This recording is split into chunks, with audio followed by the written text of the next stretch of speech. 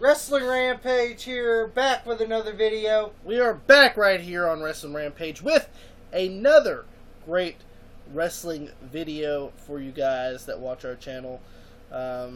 Speaking of watching our channel, make sure you hit that subscribe button. You get all of our great videos that we've done over the past year. That's right.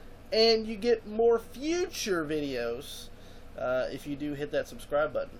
And go on Facebook and like us on Facebook, facebook.com/WrestlingRampage2, and make sure that you follow us on Twitter at WrestleRampage. Today we're going to be doing the NXT Takeover Respect review from last night's NXT Takeover special. Held October. And of course, it was held at Full Sail University. They get everything they want. It was October 7th, 2015, at the Full Sail University in Winter Park, Florida. They can always get what they want, unless they go somewhere else. They get pissed off, and they get booed at. You're not the only one that watches NXT, Florida. First match on the card was the Mechanics. Scott Dawson and Dash Wilder takes on the great team, in my opinion, of Finn Balor and Samoa Joe. And this was the semifinals to the Dusty Rhodes Tag Team Classic tournament. That's right. It was a good match between Dawson and Wilder and Samoa Joe and Finn Balor. And Finn Balor hurt his knee there. Tweaked his knee, and Samoa Joe, hits the Muscle Buster. Muscle Buster.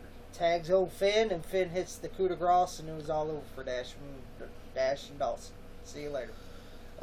Next match is another semifinal match for the Dusty Rhodes Tag Team Classic Tournament, when Jason Jordan and Chad Gable takes on Baron Corbin and Rhino. And I like Chad Gable.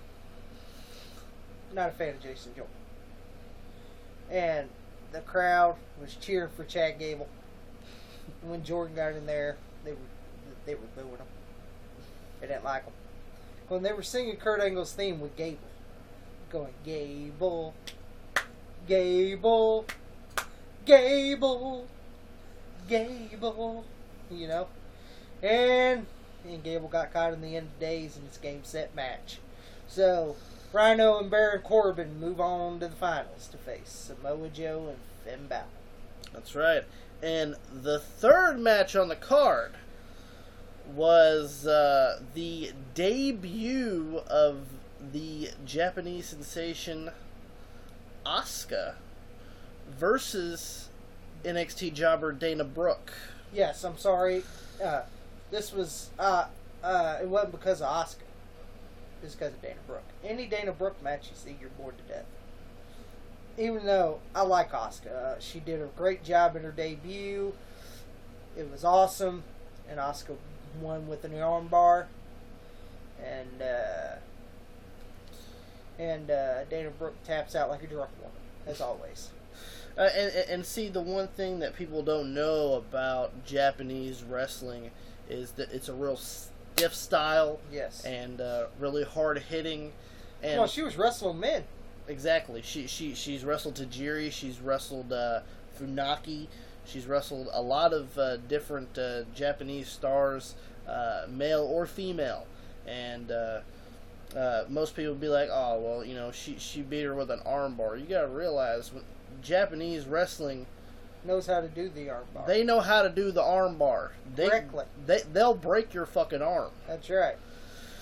So. And Asuka wins her debut match, which I was really impressed. So she's going to be a great athlete. Actually, speaking of another person that actually made his debut at Brooklyn, Apollo Crews takes on the Prince of Pretty, Tyler Breeze. Yes, and this was a very good match. Tyler Breeze gave Apollo Crews a run for his money. He did the old gorilla press. He was about to do that flip moonsault, but old Tyler Breeze is the first guy to ever counter it. But then he got caught in a spinning power bomb, and it was all over for Tyler Breeze. I mean, so far, And Apollo Crews is still undefeated in NXT. Which is very impressive. A very impressive individual. I am impressed with Apollo Crews. I like this guy. He's not getting an R-Truth treatment. He's not getting any of that. He's not getting the Mark Henry treatment.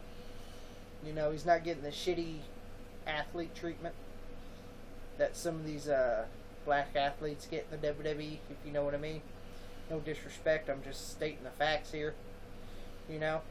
Because actually, with the New Day, it was supposed to be like a real fucking joke, pretty much. And they got it over. They got it over, and they got it over strong.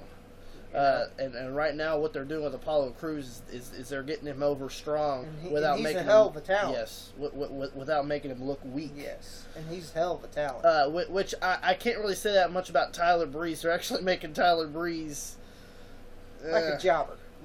Pretty much. I mean, he's a good one. I do understand him losing to Jushin Thunder Liger. Yes. I know that maybe with his lose to Apollo Crews, maybe it was just for get him over more to get Crews over a little more. But, I actually like Tyler Breeze. I do too. So Crews wins another match, and he is undefeated at NXT. Yeah. The next match on the card is the winner from match 1, which was Finn Balor and Samoa Joe, take on the winner of the second match of the semifinal Dusty Rhodes Tag Team Tournament Classic, which was Baron Corbin and Rhino. So the next match is going to be Finn Balor and Samoa Joe take on Baron Corbin and Rhino for the finals of the Dusty Rhodes Tag Team Classic Tournament. Yeah, and they had the trophy. It was a pretty nice trophy with Dusty's boots there. Yes, it was. It was a great trophy, and it was a great match between Baron Corbin and Rhino versus Samoa Joe, Finn Balor. And I would have done the same thing Baron Corbin and Rhino did. I would have done the same thing, and that's focus on Finn Balor's knee. And they did that. But that's what good wrestling's all about. But if you see, yeah, go ahead. But old Baron Corbin had to fuck up as always and leave Rhino in the ring. Baron Corbin got knocked outside, and Rhino, got super kicked on the top rope, and Samoa Joe hits the muscle buster on Rhino and the coup de grace, and it was all over for Rhino and Baron Corbin. Why did Rhino have to do the job? That's all I want to know. Why did Rhino have to do? He should have gave it to Corbin. He should have did the job, not Rhino. That's the only thing I have a problem with. But I'm happy with the Dusty Rhodes Classic. And if you guys do remember, winners,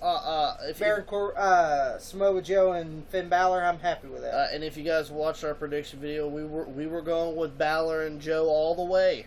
So and they won it. And they did win it. And they had a nice tribute to Dusty there, and it was really nice, Oh, and then you see Cody Rhodes out there. Oh my God! Not Stardust, Cody Rhodes. Goldust was there. Should I say Dustin Reynolds?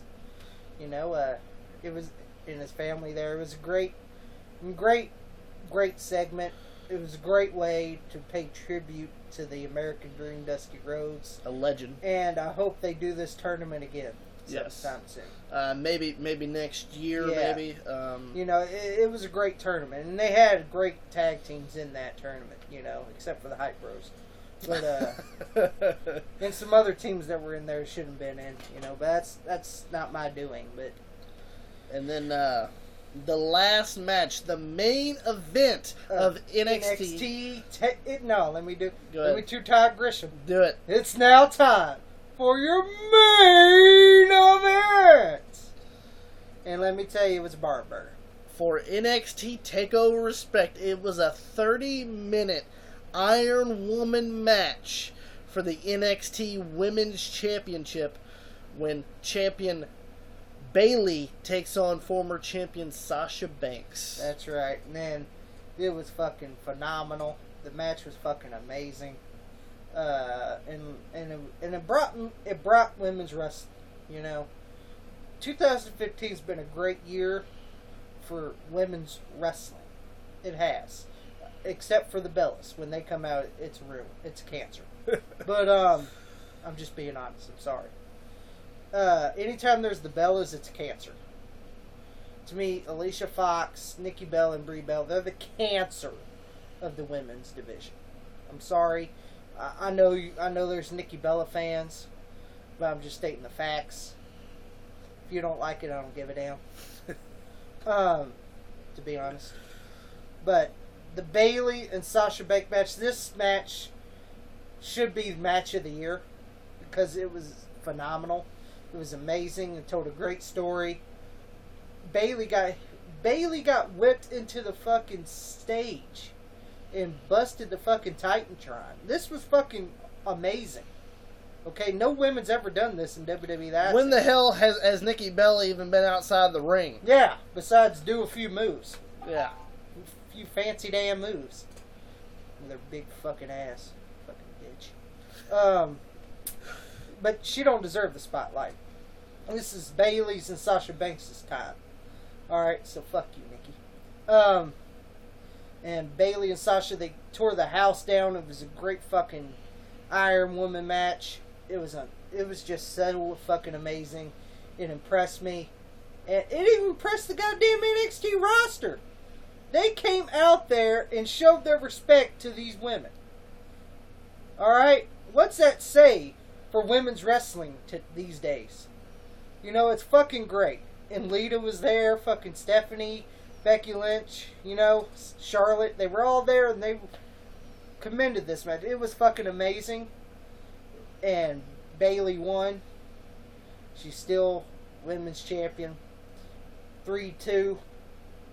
Sasha Banks loses, but they put on a great show and a good effort by Sasha Banks. It proves that she's still the boss. Legit boss. You know, it was just fucking amazing. Like, my hat's off to Sasha Banks and Bayley because that match was so amazing. It made me want to watch more women's wrestling. You know.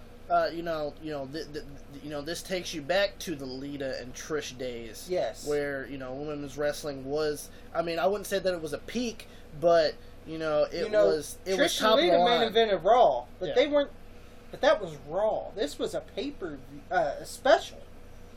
They main evented a pay-per-view special for NXT. First time ever. That's a big thing. And it was really great. I almost teared up because it was so good. It was really good. And I was about to do Ric Flair. I did see Kevin Owens post a Twitter a tweet out to Bayley saying, "Haven't you learned by now when you get flowers you hurl them out of the ring?" And it just made me laugh. But I really you got to respect these two women, especially for everything that they've done. You don't get recognition overnight. You don't become big stars overnight. They've worked really hard. A lot of the divas now have worked really hard. Except for the Bellas and Alicia Fox. Well. And Rosa Mendez and Summer Rae. Naomi and Tamina, too. Oh, yeah, but, those the list too. When you have a women's division that main events a pay-per-view special... What's that say? It's a... Now, don't get me wrong. That's not sitting there and shitting on some of the other talent, the men talent. But it's about time that women's wrestling becomes women's wrestling. Again. and not just a 2-minute match. Shitty models going out there and trying to wrestle, like the Bellas.